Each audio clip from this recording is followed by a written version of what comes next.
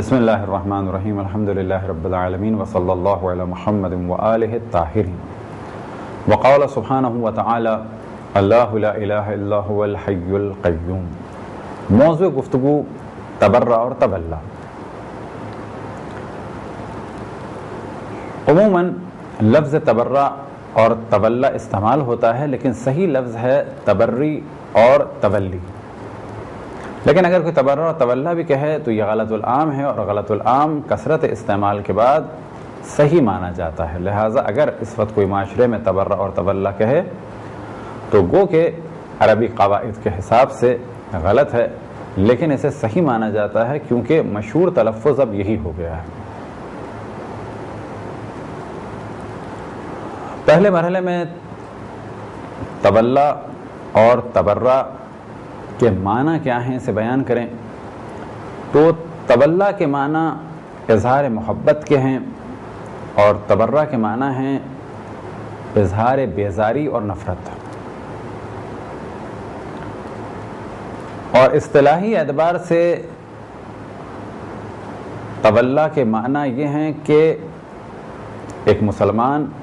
اللہ سبحانہ و تعالی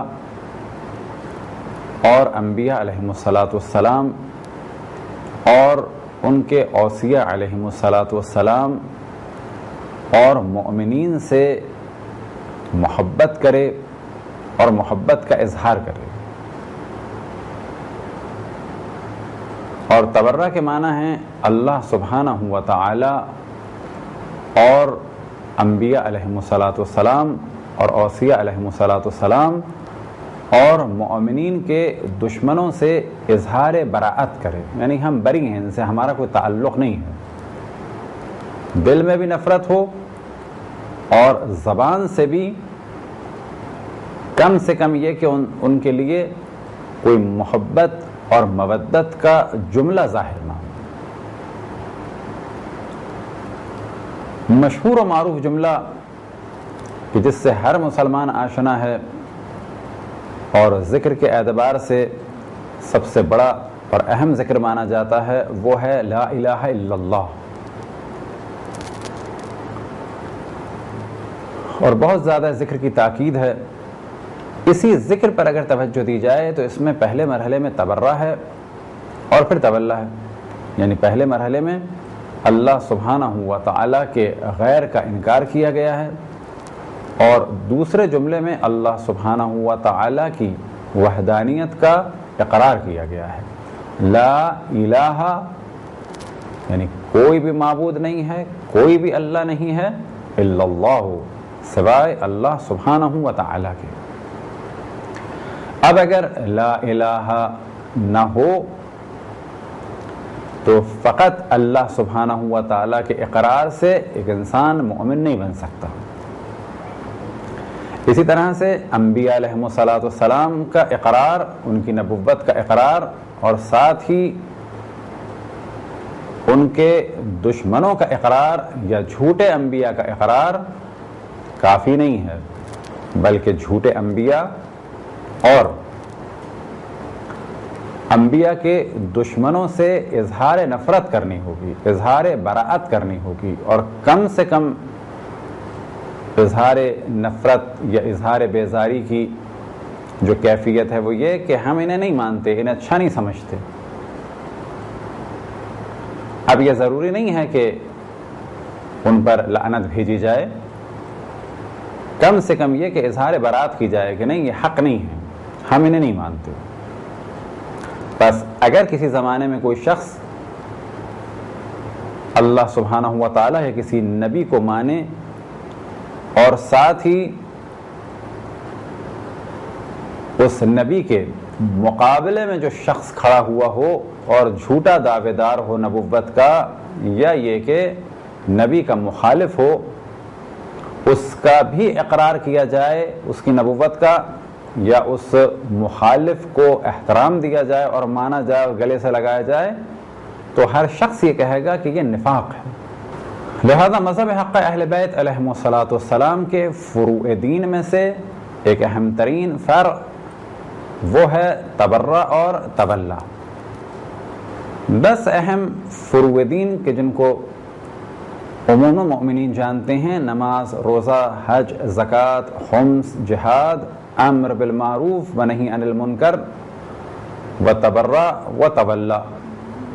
تو اس جانب توجہ رہے کہ تبرع اور تولا ایک عقلی سا موضوع ہے۔ تمام دنیا کے تمام افراد یہ جانتے ہیں کہ ہم جن سے محبت کرتے ہیں ہمیں ان سے بھی محبت کرنی ہے، اور وہ لوگ جو ان سے محبت کرتے ہیں ہمیں ان سے بھی محبت کرنی ہے۔ ہمارے دوست کا دوست دوست ہے، اور ہمارے دوست کا دشمن ہمارا دشمن ہے۔ بس ایک ہی قلب میں دوست کی محبت اور اس کے دشمن کی محبت، گو کہ ممکن ہے کہ عام زندگی میں اس چیز کا تصور کیا جا سکتا ہو، لیکن دینی معاملے میں اس کا تصور نہیں کیا جا سکتا کہ اگر ایک اللہ سبحانہ و تعالیٰ کا دشمن ہے تو ہم اس سے بھی محبت کریں اور اللہ سبحانہ و تعالیٰ سے بھی محبت کریں۔ دینی اعتبار سے ممکن نہیں ہے، یہ نفاق ہے۔ بس خالص مومن وہ ہوگا کہ جو اللہ سبحانہ و تعالیٰ سے محبت کرے اور اللہ سبحانہ و تعالیٰ کے دشمنوں سے نفرت کرے، اور کم ترین نفرت یہ کہ دل میں نفرت کرے۔ اگلا مرحلہ یہ ہے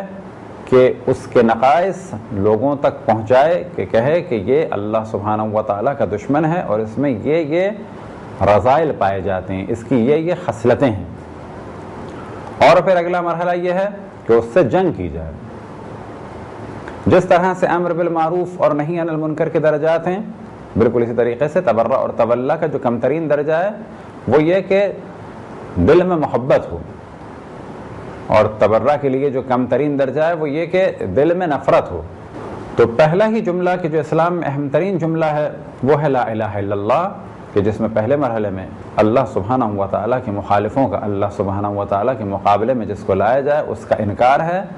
اور پھر ساتھ ہی ساتھ اللہ سبحانہ و تعالیٰ کی وحدانیت کا اقرار ہے۔ سورہ برات در حقیقت طریقہ بتاتی ہے تبرع کا، اور اس کی ابتدا بھی بسم اللہ سے نہیں ہوئی، یعنی شدید قسم کی بیزاری، اور سورہ برات کی ابتدا لفظ براءت سے ہوئی، براءت من اللہ ولرسولہ۔ اور اسی طریقے سے سورہ ممتحنہ کی پہلی آیت میں بھی اللہ سبحانہ و تعالی نے تمام ایمان والوں کو یہ پیغام دیا، یا ایھا الذین آمنوا لا تتخذوا عدوی وعدوکم اولیاء، کہ ایمان والوں میرے دشمنوں کو اور اپنے دشمنوں کو اپنا دوست نہ بناؤ، اپنا سرپرست نہ بناؤ۔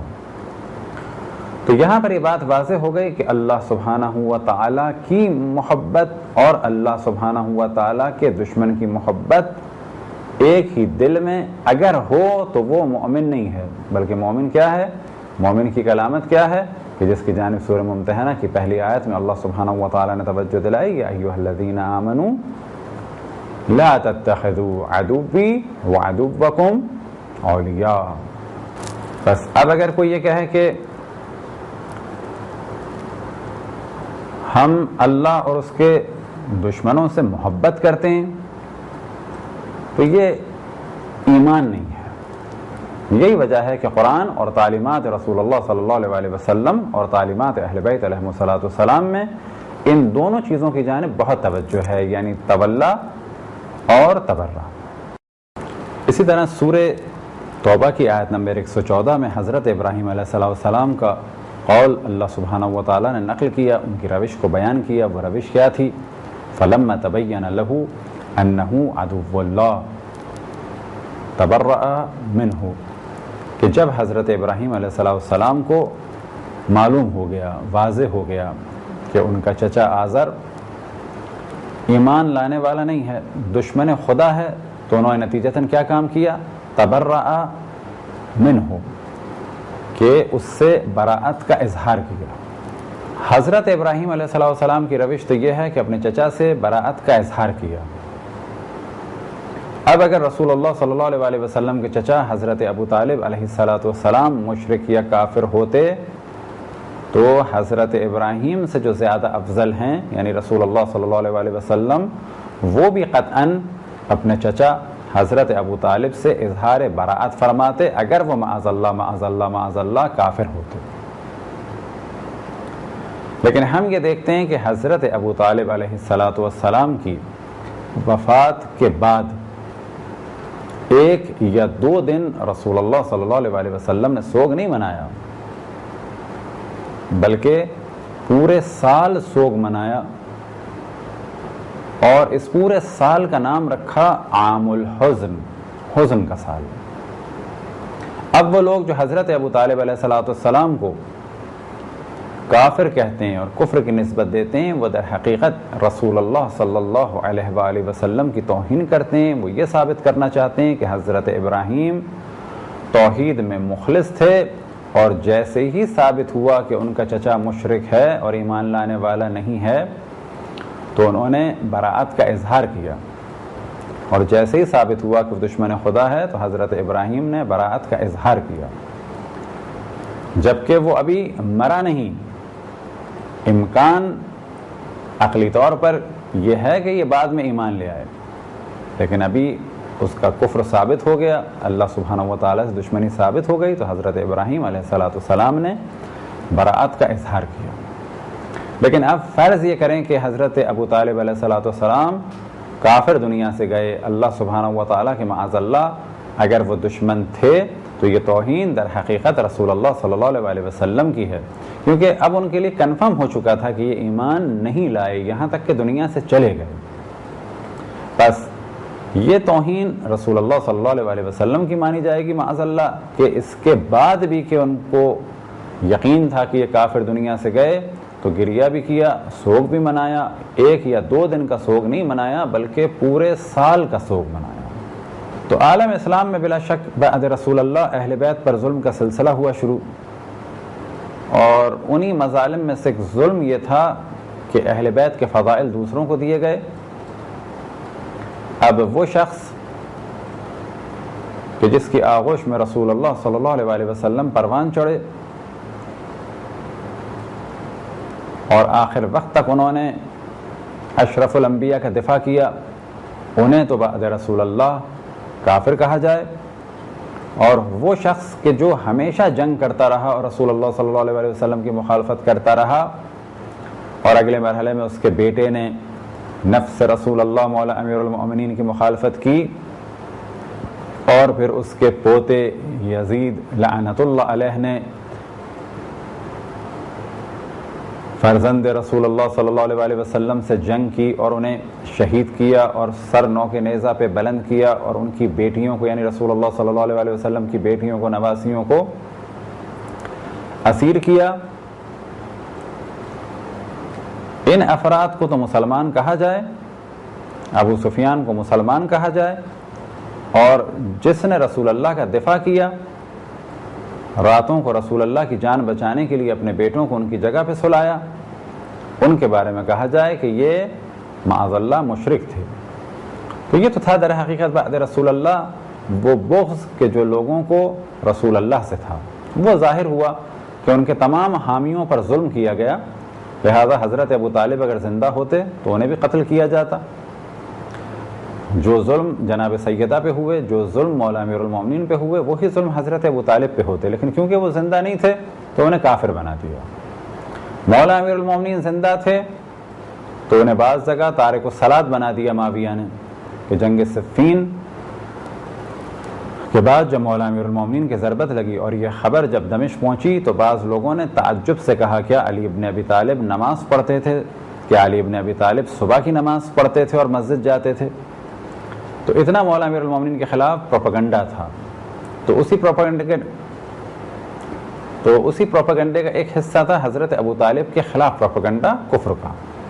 ایک روایت امام جعفر صادق علیہ السلام سے نقل ہوئی، امام فرماتے ہیں حل الایمان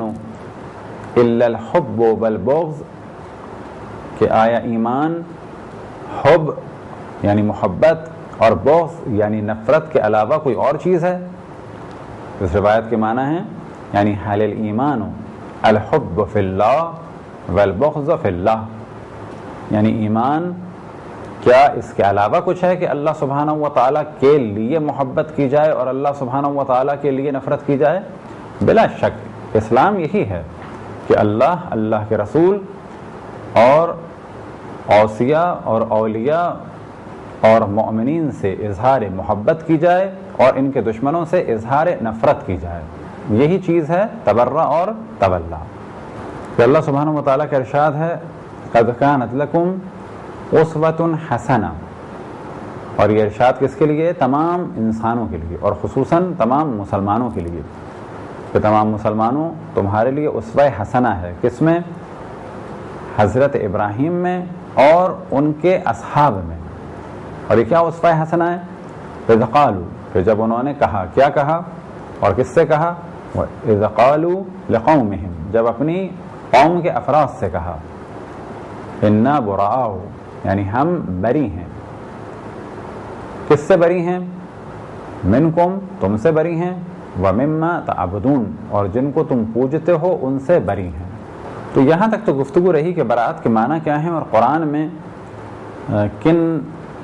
یہاں تک تو گفتگو ہوئی کہ براءت کے، یہاں تک گفتگو ہوئی کہ تولا اور تبرہ کے معنی کیا ہیں اور قرآن میں تبرہ اور تولا کا کیا مفہوم ہے۔ اب یہ اتنی بات ثابت ہے اور ہر شخص یہ جانتا ہے کہ جیسے ہم نے پہلے توجہ دلائی کہ جس سے محبت کرتے ہیں تو اس کے دوستوں سے محبت کرنی ہے۔ ارشاد خداوند تبارک و تعالیٰ ہے قل لا اسألکم علیہ اجرا الا المودۃ فی القربى، کہ اے میرے حبیب کہہ دو کہ میں تم سے اپنی رسالت کی کوئی اجرت طلب نہیں کرتا مگر یہ کہ میرے قربا سے مودت کرو۔ اب یہ مودت قربہ رسول اللہ صلی اللہ علیہ وآلہ وسلم در حقیقت ایک تولا ہے کہ اگر ہم رسول اللہ صلی اللہ علیہ وآلہ وسلم سے واقعاً محبت کرتے ہیں تو ان کی آل سے، کہ جو ان کے سب سے قریب ہیں، ان سے محبت کرنا ہوگی، ان کے دامن کو تھامنا ہوگا۔ یہ نہیں ہو سکتا کہ رسول اللہ صلی اللہ علیہ وآلہ وسلم سے محبت کریں اور ان کی آل کے دشمنوں سے محبت کریں اور بعد میں یہ کہیں کہ ہم رسول اللہ سے محبت کرتے ہیں، ہاں ان کی آل کو قتل کرنے والوں سے بھی محبت کرتے ہیں۔ یہ نہیں ہو سکتا کہ کوئی یہ کہے کہ ہم رسول اللہ صلی اللہ علیہ وآلہ وسلم سے محبت کرتے ہیں، ان کی آل سے بھی محبت کرتے ہیں اور ان کی آل کو قتل کرنے والوں سے بھی محبت کرتے ہیں۔ ہم رسول اللہ صلی اللہ علیہ وآلہ وسلم کے جانشین اور خلیفہ اور خود برادران اہل سنت کے مطابق چوتھے خلیفہ یعنی مولا امیر المؤمنین کے بارے میں اگر کوئی کہے کہ ہم ان سے بھی محبت کرتے ہیں اور اس شخص سے بھی محبت کرتے ہیں کہ جس نے ان سے جنگ کی اور جنگ صفین میں 70,000 سے زیادہ افراد قتل ہو گئے، بہت زیادہ تعجب ہوتا ہے اس چیز کو سن کر کہ جب یہ کہا جائے کہ آج اگر کوئی خلیفہ کو نہ مانے، آج اگر کوئی خلیفہ پر کوئی اعتراض کر دے، خلفائے راشدین میں سے کسی ایک خلیفہ پہ اعتراض کر دے تو بڑے آرام سے کہہ دیا جاتا ہے کہ وہ کافر ہو گیا۔ لیکن سوال یہ پیدا ہوتا ہے کہ چوتھے خلیفہ یعنی مولا امیر المؤمنین کے خلاف اگر معاویہ جنگ کرے تو کیا یہ جنگ کرنا جائز تھا؟ اگر حضرت عائشہ چوتھے خلیفہ سے جنگ کریں کیا ان پر اطاعت واجب نہیں تھی خلیفہ کی؟ اگر وہ خلیفہ کی اطاعت نہ کر کے مسلمان رہ سکتی ہیں اور معاویہ خلیفہ سے جنگ کر کے اور مخالفت کر کے مسلمان رہ سکتا ہے تو آج اگر کچھ لوگ خلفائے راشدین کو نہ مانیں یا کسی کام پر ان کے اعتراض کریں تو وہ کیسے کافر ہو جائیں گے؟ بس تبرہ کے اور تولا کے جو اصل معنی تھا آپ کے سامنے بیان ہوئے۔ اب مذہب اہل بیت علیہم السلام میں اس نظریے کو عملی صورت بھی دی جاتی ہے، اور وہ عملی صورت کیا ہے کہ ہم قطعاً اس قسم کے نظریے نہیں رکھتے کہ ہم یہ کہیں کہ اہل بیت کے جو دشمن ہیں ہم ان سے بھی راضی ہیں۔ الحمدللہ خداوند تبارک و تعالیٰ کا شکر ہے کہ ہم اہل بیت رسول اللہ صلی اللہ علیہ وآلہ وسلم سے محبت کرتے ہیں، اور یہ محبت اس وجہ سے کرتے ہیں کیونکہ اللہ سبحانہ و تعالیٰ کا حکم ہے قل لا اسألکم علیہ اجرا الا المودۃ فی القربى۔ بس حکم خداوند تبارک و تعالیٰ ہے کہ میرے حبیب کی آل سے اور قربا سے محبت کرو، ہم ان سے محبت کرتے ہیں اور قربہ رسول اللہ صلی اللہ علیہ وآلہ وسلم کے دشمنوں سے اظہار براءت کرتے ہیں۔ یہ ہو سکتا ہے اور یہ ہونا بھی چاہیے کہ اگر کسی معاشرے میں کچھ افراد کسی فرد کو مانتے ہوں چاہے وہ مسلمان فرد ہو چاہے وہ کافر ہو۔ مثال کے طور پہ اگر ہم کسی ایسے معاشرے میں رہتے ہیں کہ جہاں پر شیطان پرست ہیں لوگ، اور ہم یہ جانتے ہیں کہ اگر ان کے سامنے ہم کچھ کہیں گے شیطان کو تو یہ ہمارے گھر جلا دیں گے یا قتل کر دیں گے، تو وہاں پر یہ کام نہیں کرنا ہے۔ یا اگر فرض کریں کہ تمام مسلمان چاہے شیعہ ہوں چاہے سنی ہوں اس بات کو مانتے ہیں کہ حضرت عیسیٰ علیہ السلام کی شریعت کو بدلنے میں بہت بڑا دخل تھا پولس کا، کوئی بھی مسلمان پولس کو نہیں مانتا، لیکن اگر ہم کسی معاشرے میں ہیں اور وہاں پر عیسائی حضرات ہیں اور ہم یہ جانتے ہیں کہ وہ اس بات سے ناراض ہوں گے یا مسلمانوں کی جان مال یا عزت آبرو کا خطرہ ہے، تو کہا جائے گا کہ بے شک ہم پولس کو نہیں مانتے لیکن ان کے سامنے ہم پولس کو ڈسکس بھی نہیں کر رہے۔ لیکن اگر کوئی علمی ماحول ہو اور وہاں پر وہ پولس کے فضائل پڑھیں، کہیں ڈیبیٹ چل رہی ہو، گفتگو ہو رہی ہو، تو پھر ہم وہاں پر پولس کے بارے میں گفتگو کریں گے کہ وہ شریعت کے جو حضرت موسیٰ لے کے آئے تھے اور حضرت عیسیٰ علیہ السلام کو بھی اس پر چلنا تھا، پولس نے اس شریعت کو ختم کر دیا، اور آج بھی ہمارے عیسائی برادران شریعت حضرت موسیٰ پر عمل نہیں کرتے۔ یہ عمل کیوں نہیں کرتے؟ جبکہ حضرت عیسیٰ حضرت موسیٰ کی شریعت کو ختم کرنے کے لیے نہیں آئے تھے، لیکن پولس نے شرعی احکام عیسائیوں کے یہاں سے تقریباً ختم کر دیے۔ تو تاریخ اسلام میں بھی بلا شک بہت سارے اتار چڑھاؤ آئے، جنگیں ہوئیں۔ مثال کے طور پہ جو اہم ترین جنگ تاریخ اسلام کی ہے بعد رسول اللہ صلی اللہ علیہ وسلم، اور اسی جنگ سے مولا امیر المومنین کے خلاف جنگوں کا آغاز ہوا، وہ جنگ حضرت عائشہ کی قیادت میں ہوئی اور اس جنگ کا نام تھا جنگ جمل۔ اور اس جنگ میں حضرت عائشہ مدینے سے فوج لے کے چلیں، راستے سے افراد کو جمع کیا، یہاں تک کہ بصرہ پہنچیں اور مولا امیر المؤمنین کی فوج پر حملہ کیا۔ اس جنگ میں 12,000 سے زیادہ افراد قتل ہوئے۔ تو مذہب اہل بیت میں حضرت عائشہ کو گالیاں دینا جائز نہیں ہے، لیکن اتنا ہم ضرور کہتے ہیں کہ وہ حق پہ نہیں تھیں، انہوں نے غلط کام کیا، انہوں نے قرآن کی مخالفت کی۔ حکم قرآن تھا وَقَرْنَا فِي بُيُوتِكُنَّ وَلَا تَبَرَّجْنَ تَبَرُّجَ الْجَاهِلِيَّةِ، اپنے گھروں میں بیٹھنا، جاہلیت پہ پلٹ نہ جانا۔ اور خود اگر برادران اہل سنت سے پوچھا جائے کہ آپ کیا فرماتے ہیں چوتھے خلیفہ حضرت علی کے بارے میں، کیا ان کی اطاعت واجب تھی، تو وہ جواب دیں گے اطاعت واجب تھی۔ سوال کیا جائے گا اطاعت سب کے لیے واجب تھی یا کچھ افراد مستثنیٰ تھے، تو جواب ملے گا سب کے لیے واجب تھی۔ تو پھر سوال کیا جائے حضرت عائشہ نے اور معاویہ نے حضرت علی کی اطاعت کی، طلحہ اور زبیر نے، عبداللہ ابن عمر نے حضرت علی کی اطاعت کی، جواب ملے گا نہیں کی۔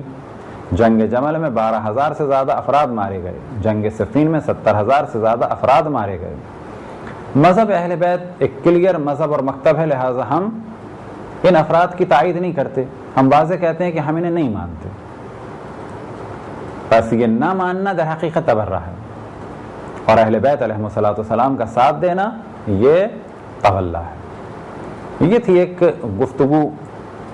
فروع دین میں سے ایک اہم ترین فریضہ تبرہ اور تولا کے بارے میں۔ خداوند تبارک و تعالیٰ سے دعا ہے کہ بحق محمد وآل محمد ہمیں اپنے رسول اپنی حجتوں خصوصاً امام زمان علیہ السلام کی معرفت اور اطاعت کی توفیق عطا فرمائے۔ وصلی اللہ علی محمد وآلہ الطاہرین۔